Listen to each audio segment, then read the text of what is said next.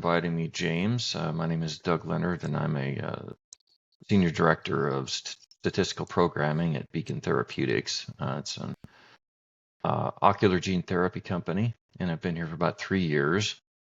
My path to get to where I am now is rather storied, I suppose.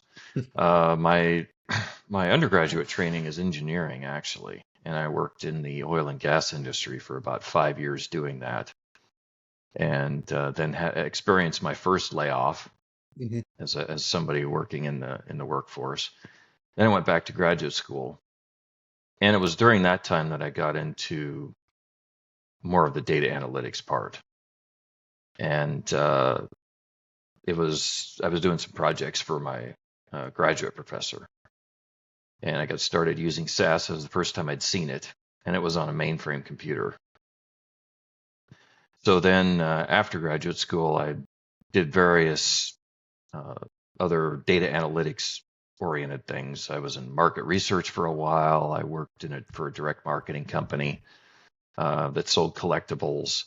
And then I wound up working in state government for about 10 years as an economist. I'd only ever taken 2 economics classes before that, but I somehow got myself into an economics position, first as a contractor and then as a full-time job.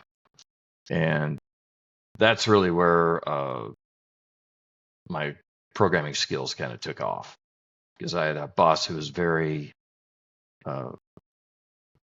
divergent thinker, and he always found really interesting things to assign to me. So that's where I really got exposed to doing different things. Later on in my time there was SAS, but before that it was SPSS and Visual Fox Pro, if you've ever heard of that. I don't even know if it still exists. Can't say I've heard of that, sorry. Yeah, it's actually a pretty powerful software, but it's kind of old school. Yeah. But then I found out about a contract job in Texas and it was my first exposure in pharmaceuticals. So I moved down to Texas on a contract, didn't know anybody there, didn't know really anything about the pharmaceutical industry. So it was a crash course, a very steep learning curve. And this was in 2012. So then worked for that particular company for about 5 years, experienced another layoff, went into a CRO for a bit, and then I wasn't sure if I wanted to stay in pharma, so I went to work for a bank. And again, still using SAS all the way, just a different application. And after I was there for a couple of years, an old friend of mine who I'd worked with at one of my other companies called me and said, I've got to work at this small biotech. Why don't you come help me set up a programming shop over here? You'd be the only one. You'd be my first hire, in this area. So I did that. And then that company was acquired. And then I went to another biotech and followed him there. And then he left that and came to where I am now. So I followed him here as well. And I've been here for about 3 years. So it's been a long and interesting road, I would say. A lot of varied experiences, but I don't think I'd change anything. I think it all was preparatory for getting me to where I am now. Yeah. And I always like to, and it's more for me because I obviously want to learn more, but statistical program, like the day-to-day work, and I know obviously different company to company, but what does like a normal day-to-day look like? What is involved in programming more than just when you hear programming, you think of people writing code? Like what more is it? And can you sort of give it, if you were talking to a child, how you would explain what you guys do in more detail? I would say the day-to-day is more thinking about how to do the setup as opposed to actually writing code. That's where the difference is made. It's not, the actual coding is important. You need to get that part right. But if you don't do the planning right, you'll never get the coding right. So you really need to do your homework and read the documents that are supplied to you. whether it's the case report forms, your data transfer agreements if you have external vendors. Big ones are statistical analysis plan protocol, right? Mm-hmm. And then any additional programming instructions that are supplied to you by your statisticians. So after you carefully review those, then it's thinking about, proceeding from there. How is this laid out? Mm-hmm. It's not because depending on the company you're working for, if it's very large, then you have a lot of specialists, right? People who do specific things. But in my more recent experience working in smaller companies, you need to be able to do a little bit of everything. And so it's, you're working closely with other functions, especially with your data management team, Mm-hmm. to help identify any issues in the data, communicating those to them so they can be corrected, things of that sort. In bigger companies, because people are more specialized, they have people that are focused on specific areas in the data chain, right? Mm-hmm. So, but you all kind of have to, work together in a much different way in smaller companies, and it takes because there's fewer of you, it takes more coordination, I think, to get things done than what I'd seen in larger companies I'd worked for. So it presents some unique challenges in a smaller biotech environment. It's quite different. Yeah. Does it change? Just correct me if I'm wrong. You worked at Icon, or maybe it was Icon. Sorry. Does the role of program, does that change from CRO to like biotechs and pharma? Not just like the size of the companies, but more just in those areas. Does it change at all? What I found is that the programming part of it's pretty much the same. Mm-hmm. You're doing a lot of the same activities. The difference is that you're having to interact perhaps with clients on the outside, and then you're also having stakeholders from within, right? So you have all the governance and the standards and everything that you're dealing with, and procedures on the inside, but then you're also working with clients to make sure, external, to make sure they get what they need. So the dynamic's a little bit different, right? So you either have internal customers or external customers, right? But the dynamic in interacting with them is a little bit different, because with external customers, of course, you're not working for the same company, right? Mm-hmm. Even though you're contracted to perform the job for the customer, right? You're not on the same, you're on the same project team, but not the same work team. Mm-hmm. So it kind of changes things a little bit for how they interact with you and how you interact with them. So you need to remember that they're the clients, are the ones paying the bills.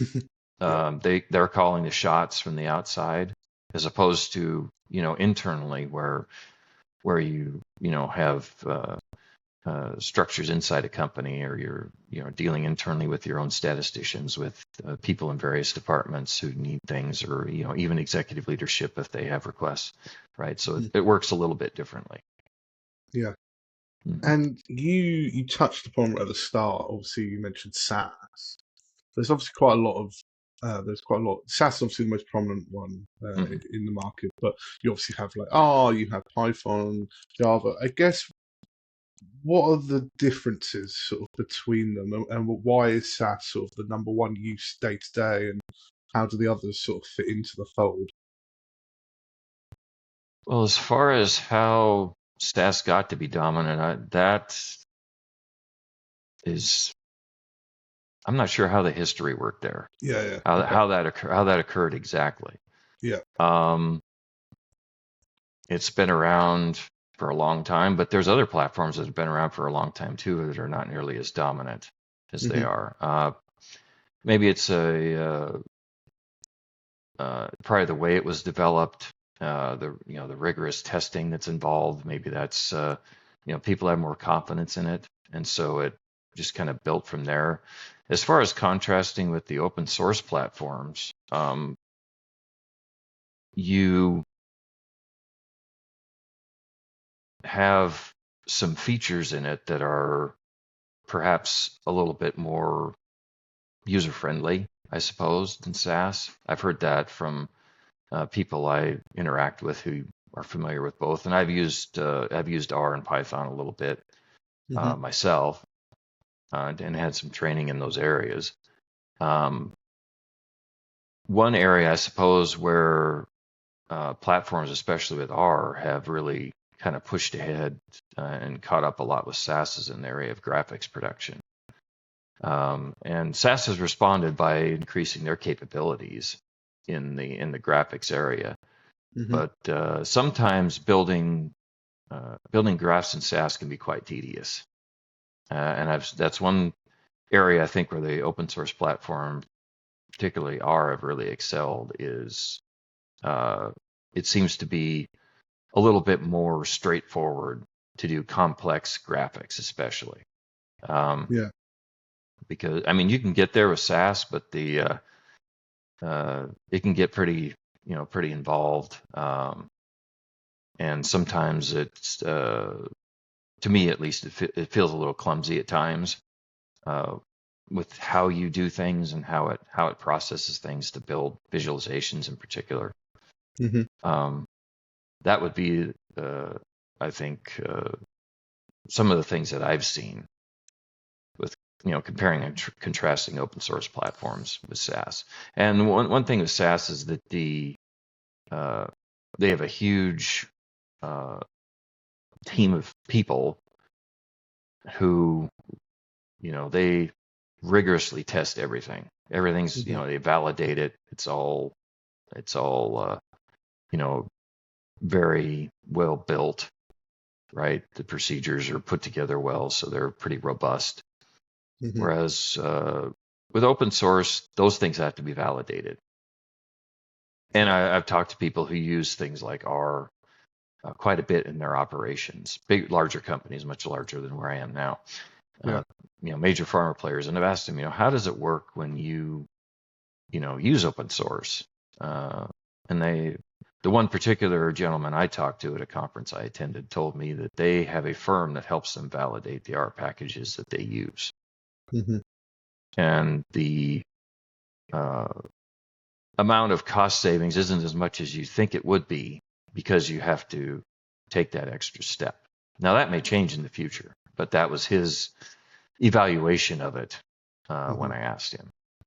So it is because that was going to be one of my next questions was about R because R's becoming more and more prominent, Mhm. and a lot of people are asking for people with backgrounds in R, and so they feel like obviously the next generation of people getting into R now will obviously be beneficial for them in the Right. future. But I wonder why is it? Because I think it was 1993 it became the two guys came up with R, and it was 2000. I think they had um, uh, the first full version of it out free to use.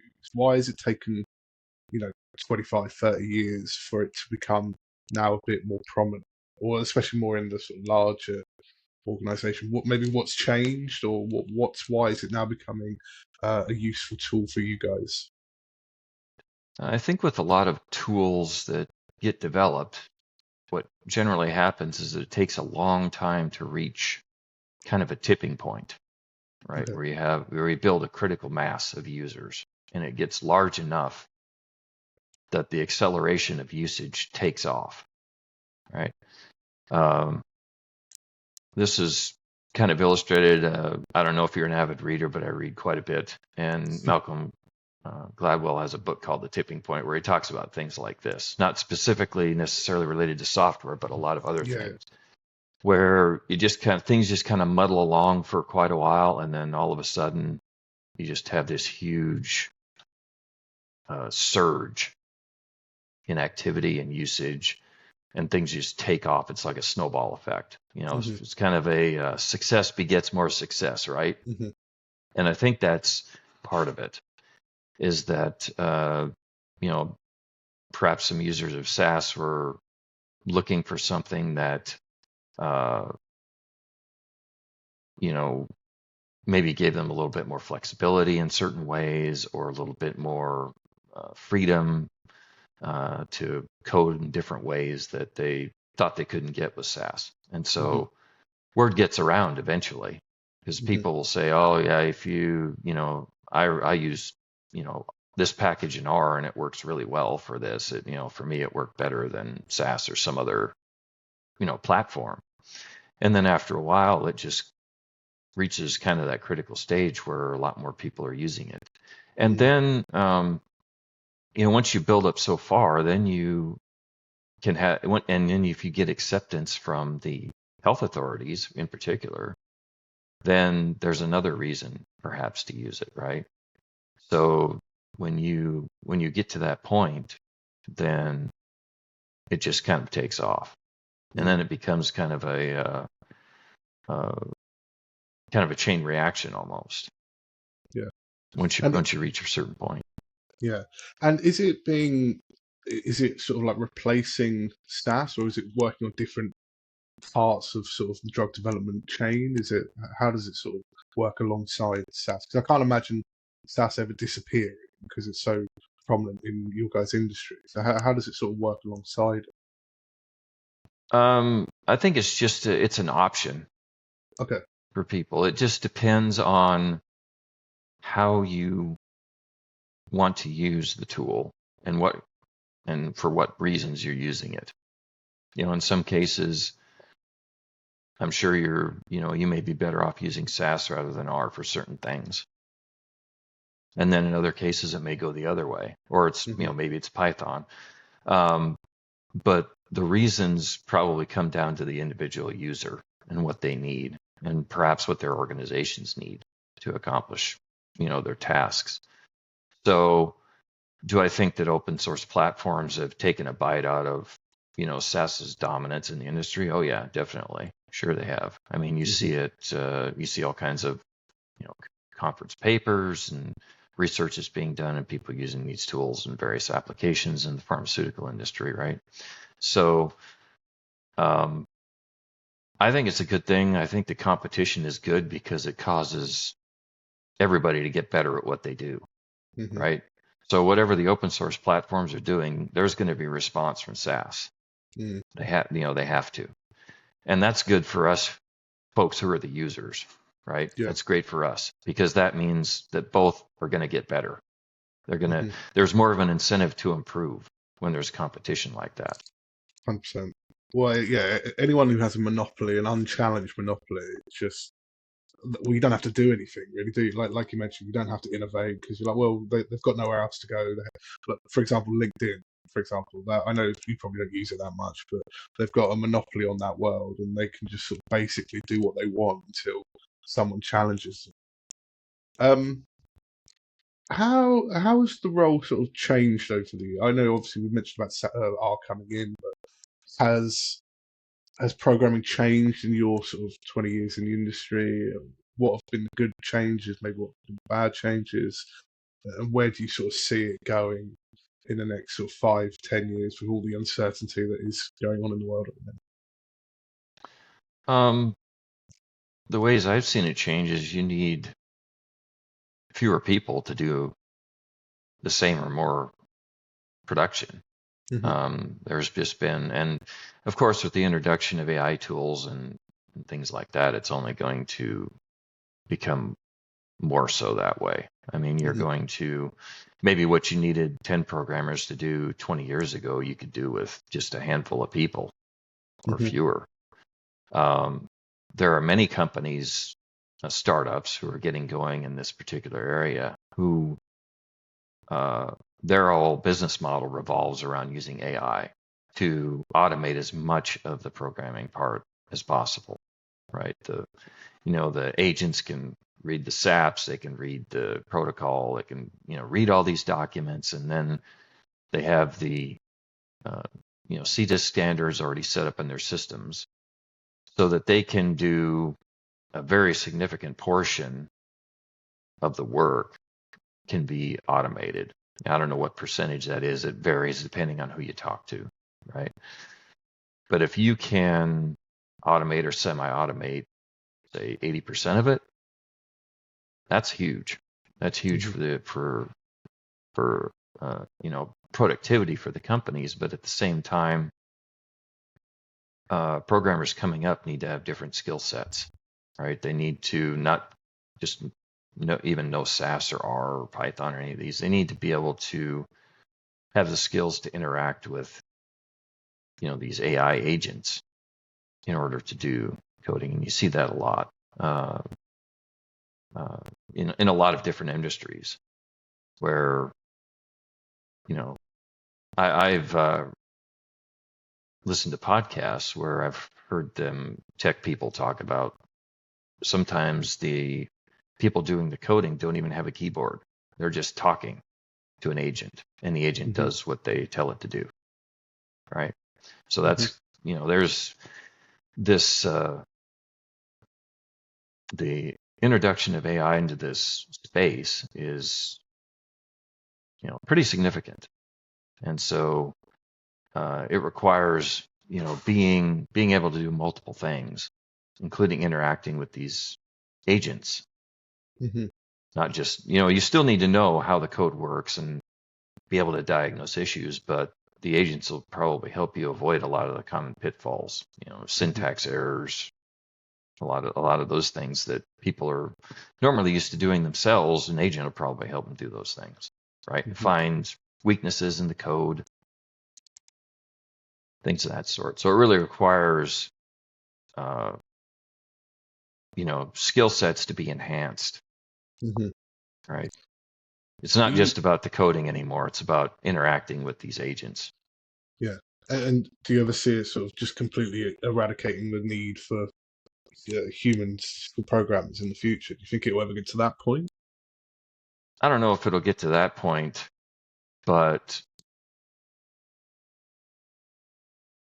I think what it means is that the people, particularly for young people wanting to break into doing this kind of work, their skill sets need to be a lot deeper than just coding, right? They need to understand that as a base, but they also need all these other things.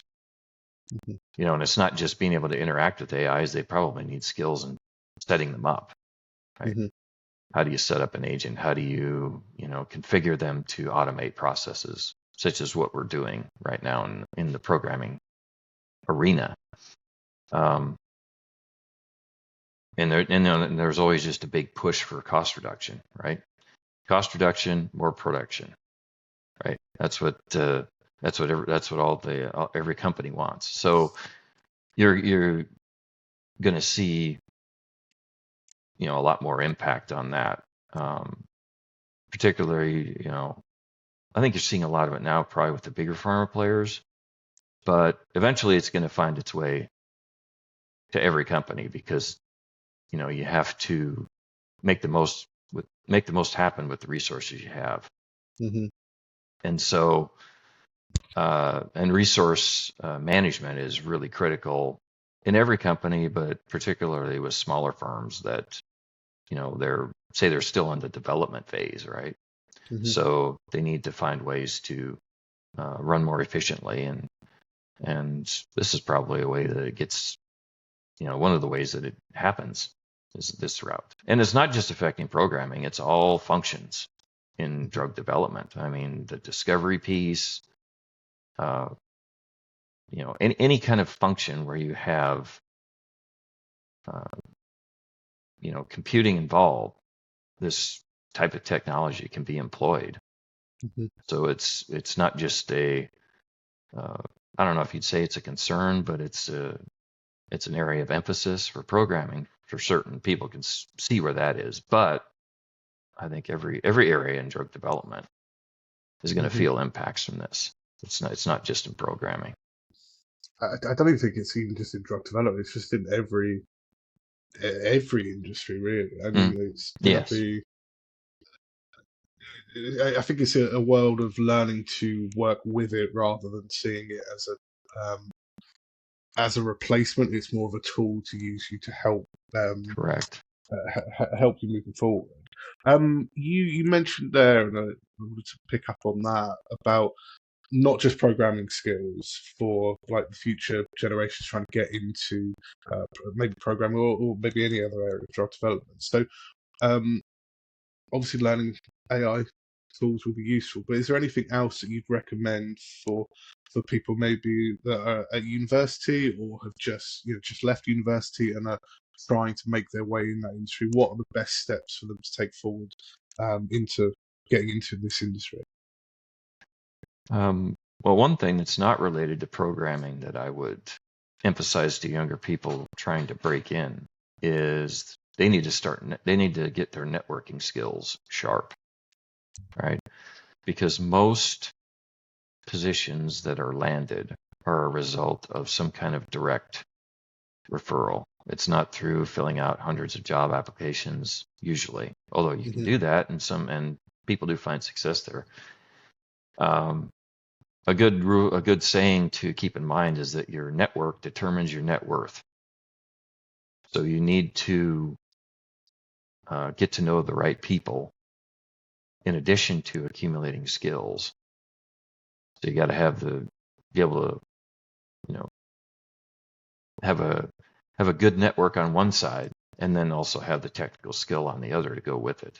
And then with networking comes, developing interpersonal skills as well. Being the person that others want to work with, being the person that others want to follow, things of that sort. And those are things that, at least thus far, AI cannot do, right? The interpersonal things, right? You're interacting with machines. And so that's what I would suggest to younger people. It's, those who are just breaking in, trying to get into this, any kind of a technical area. A lot of times in technical education, interpersonal things are not emphasized. In fact, that's one of the last things, I don't know what university curricula are teaching, say people pursuing degrees in, whether it's statistics or engineering or, AI related fields. But if it's anything like when I was in school, the interpersonal piece kind of goes down to the bottom of the pile, and it's actually just as important as all that other stuff. So, the networking piece I can't emphasize enough. If I was to go back and do my career over, that's what I would spend much more time on, would be that piece. Yeah, exactly. Sam, I always say don't burn a bridge because you never know if that bridge is going to be useful for you in the future. Right. There's no point doing. I guess for someone maybe who's just getting in, is it better to start off in like big pharma, so like the big boys, where you sort of you have your very specific job, you clock in, clock out, and then go home and do it the same next day? Is it better to start off in that sort of area, and then in the future move into like maybe smaller biotechs or smaller farmers where you have more of a influence on the role, influence on the department, or does it not really matter when trying to get into the industry? Yeah, I think it depends on what you want your work to be. Okay. Right. If your desire is to be more of a specialist, then you probably need to go into larger companies where, you're focused on a more specific role, specific tasks. The one thing that you have in, the bigger pharma companies is things are a lot more developed, right? So whether it's, policies and procedures, things that, it's a lot more well defined. And if you need more structure, then that's probably the place for you to be. Whereas if you want to come in and make a role, whatever you really want it to be, then smaller companies are where it's at, right? Because you can have a lot more influence over how the role is defined, how you set things up, how you do things. You are probably, depending on the role, larger or smaller farmers, you may be working the same amount, right? It depends on where you are and what the demands of the position are, but you're doing different things. So maybe, thinking back to when I was working in larger companies, I didn't have to consider too much uh, you know, seeing more of the whole system, right? I just had to focus on my piece and getting it done. Mm-hmm. That's one thing that you see in smaller companies, that you can't be focused on just your piece. You need Mm-hmm. to, from time to time, kind of take a broader perspective. It's like, okay, I know that I need to get this done, but then after this, is this making life easier or harder for whoever's in the queue after me, Mm-hmm. right? So that's what that's something that I've perhaps seen more of in smaller companies, is that you have to have that more of a perspective of like that. Mm-hmm. You have to be more cognizant of it, so that as you're going about your daily job, it's like, okay, I need to develop this piece, but then is what I'm doing helping the person on the receiving end of this, or is this creating more work for them? Yeah. Right. Yeah. I think it's a good way to, you know, it's a good way for you to develop different skills Mm-hmm. being in a smaller company. For young people coming in, or anybody who's looking for a change, if you want to, if you're in a smaller company and want to go to a bigger one, then that provides you a different experience. And likewise, if you're going the other way, Mm-hmm. um, I would recommend to anyone, you should try both. See Mm-hmm.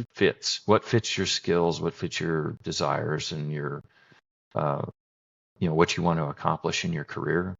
You Mm-hmm. may think you might not want to be in a role that's at a bigger company or a smaller company, but you may take one and find out that that's really where it's the sweet spot, right? Mm-hmm. I think that kind of flexibility is good. Um, you can, of course, you can work in larger firms your entire career, and that'll work out great for you, or maybe stay in smaller ones, Mm-hmm. being on the cutting edge, in smaller companies. Either one of them can work out well for you. It's just uh, a matter of how you see your, career progression going. If Mm-hmm. you want to get the full experience, I would suggest people to try them both, Yeah. because it Yeah. really gives you good exposure to do both of them. Mm-hmm. Yeah, and I think as well, like there's pros and cons to both, isn't there? Obviously, big company has more, maybe more stability than a sort of small startup. You have your set role, you go home, it's all well, but you then really don't get much of an influence over everything. And obviously, a smaller company, you have more influence, like you said, but you might be asked to do stuff outside of your job description. It might be involving staying later or doing additional work, and so there's sort of pros and cons to both, really. Yeah, and because everyone I always speak to always mentions oncology is slightly different to, obviously your role as a programmer is basically the same, but oncology is slightly different. So I guess what is the sort of differences between oncology and maybe the other areas when it comes to programming or anything related to drug development? Well, from what I know about it, I think that differences that I've seen is that the endpoints that they're analyzing tend to be a lot more complex. Um, and the studies, at least some of them, tend to be much larger than most of the ones that I've worked on in my recent experience. And so that means that you're using, different analytic techniques, right? Because your populations are bigger. Mm-hmm. Um, so it just gives you an opportunity to apply your skills in a different way. And then it's, totally different lingo and jargon. Uh, you're dealing more with different types of survival, um, and things like that. So it's, uh, in some ways it's more complex, uh, perhaps from a programming perspective. But that's one reason I find it interesting, is because uh, the things that they're doing in not only oncology but in other therapeutic areas, they uh, tend to be fairly complicated. Uh, um, you know, but without actually having done a lot of the work, it's Hmm. hard to say until you see it. You think maybe Yeah. it looks maybe it looks that way from the Hmm. outside, but then when you get into it, well, maybe it's kind of the same thing, just a different application, right? Yeah. I Uh, understand. right. So it's a different way of looking at it, different skills. Um, you're analyzing most of the time data at the person level, right? Whereas and where I have most of my experience in ophthalmology, you analyze things at the person level, but also at the eye level. So you have, different levels of analysis. And I'm sure in other therapeutic areas, they may pursue, you know, there may be applications where they're doing kind of the same thing, but just in different parts of the body. Hmm. Hmm. Well, what's been the sort of proudest moment of your career? Because obviously you guys work on all these different horrible diseases and horrible afflictions that affect every well, not every person, but all the people around the world.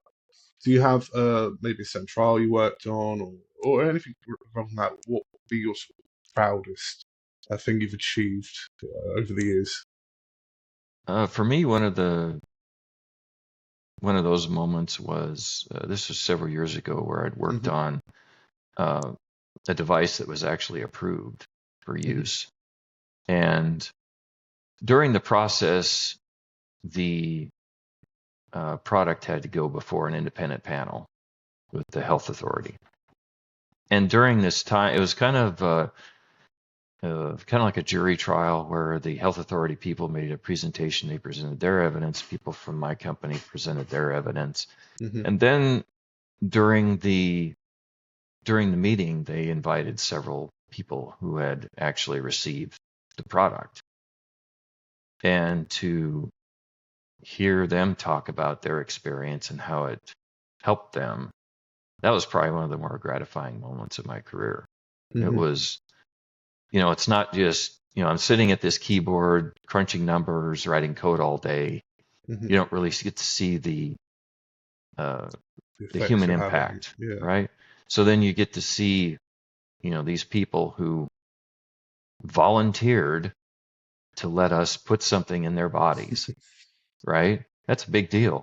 Mm. And to have a good result come out of that, this helped me. My life has improved. It's better. Um, that's kind of where it's at in doing this kind of work. Yeah. Regardless of the outcome of, say you're working on whatever study, and you run into one of these folks on the street years from Hmm. now, and you get to talking to them, and it's like, oh yeah, I used to, what do you do for a living? Oh, I did that, and I work for such and such company. Oh yeah, you work for them. I was in one of their clinical trials several years ago. Yeah. You got this, whether you know their experience in going through the trial was good, and hopefully the product worked for them, right? But Hmm. the main thing is that you hope that they were treated well during their so their experience was good, and they you know that's kind of why that's why you do this, is to help people. Hmm. You want to improve their lives, right? It's all about them. It's all about the people who receive Hmm. whatever product it is that your company produces. Hmm. Yeah, I And guess it might be quite easy to become numb to it, all the numbers, all the coding, Mhm. forgetting that it's your average Joe is being a part of these trials. 'Cause obviously, on how many trials actually end up in a product going to market, obviously the ratio is quite small. So I would Yeah. imagine it's quite easy to forget that there are just normal people dealing with a certain ailment, and you're actually helping them. Even if it helps one person, that's better than most people do in their lifetime. Um, I guess last thing I wanted to ask you, and we obviously, the name of these interviews is like the unloved child, because we always joke that biometrics is the unloved child of drug development. As soon as times are tough, they ship the jobs off to cheap countries, and they see it as a cost center. So my question is, and obviously it's so important to drug development, like everything within drug development, it is really important to drug development. So I guess one, why is it so important, and two, why do you continue to do it even if you mentioned layoffs and all that stuff? Why do you keep doing it if as a career, and why is it so important? Um, I've one of my main drivers is I just love the science behind it. Hmm. Um, because even though, I'm not the one writing the protocols or the analysis plan or anything like that, it's just for me, it's just interesting and stimulating to uh, work on these types of, I don't know if you'd call them problems. I'd say them challenges. Hmm. Say they're challenges.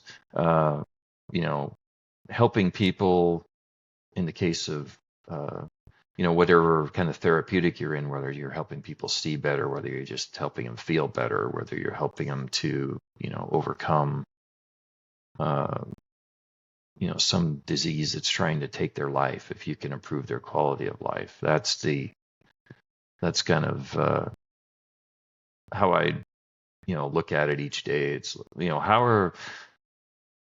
how are my efforts helping those people, right? Hmm. And regardless of the activity, whether it's layoffs or acquisitions, or sometimes therapies don't make it, and that's just part of the game, right? You have Hmm. to you're accepting a certain amount of risk, no matter where you're working, whether it's companies large or small.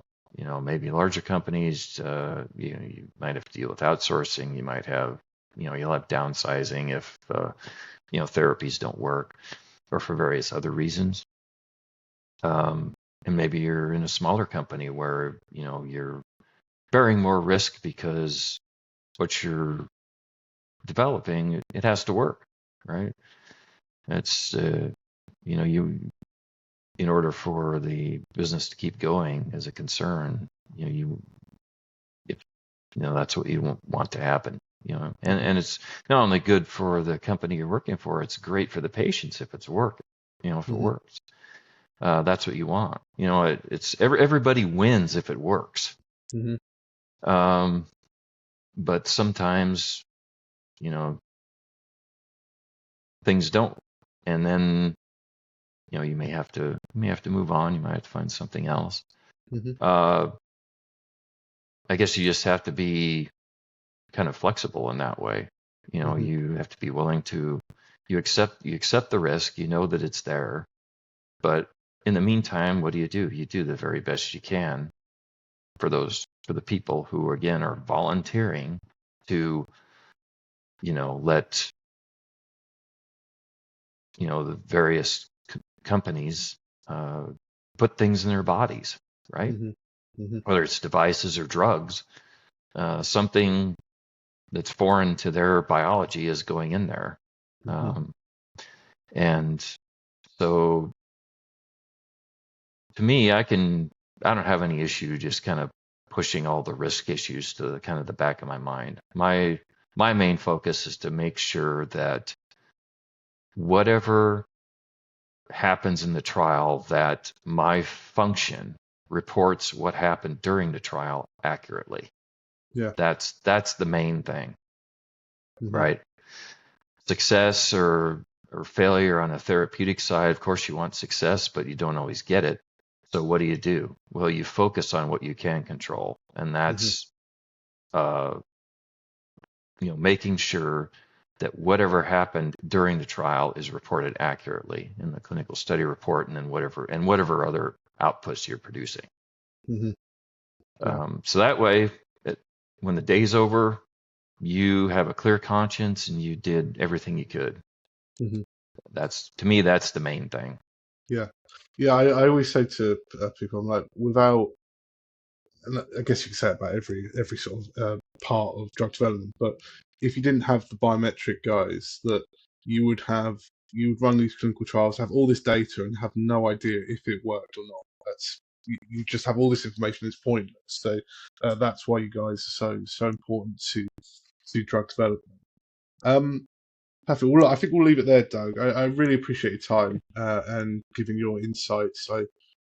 I really enjoy talking to you guys. I think you guys do a really interesting job, a really important job, but you're also very gracious with your knowledge. So I do really appreciate you spending some time talking to me about it today. So thank you. Thank you very much, James. Glad to be here and help contribute to the conversation. Thanks, Doug. Morning's done, the day is won. Sun dancing and everything's fine. A gentle breeze, the city's slow. I take a seat, let the moment flow. A cup of coffee, sugar falls in. I stir it slow, let the calm begin. In these quiet hours, I feel at ease. Like simple magic in moments like these. I find the magic in the everyday.